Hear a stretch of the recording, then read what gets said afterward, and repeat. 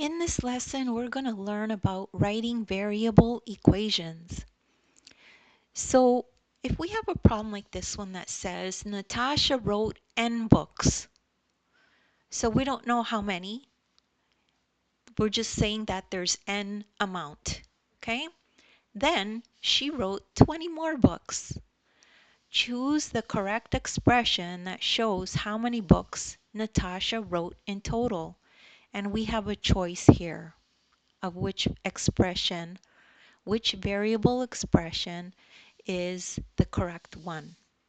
So, step one is to understand the meaning of the words variable and expression.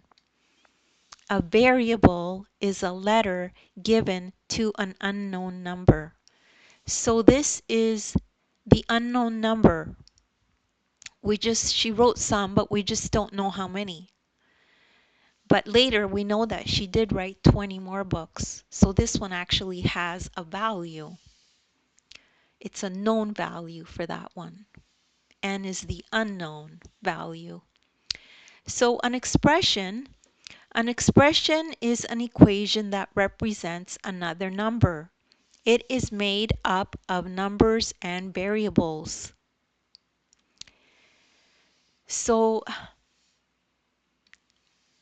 now what we need to do is break down the problem into numbers and variables to make an expression. Okay, so next thing to do is notice N.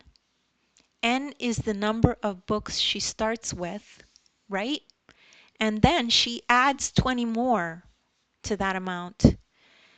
Then she adds 20 more to the N she started off with. So look, we just wrote a variable expression. So now we know the answer to this problem is this. So here, let's circle it, N plus 20. So it's important not to panic when you see something like this. You just have to break it down into parts and look at the things you know and write them down. And then you should be able to figure out what the answer is. So don't worry if you don't get this right away. Anyone can do this. You probably just need to rewatch the video.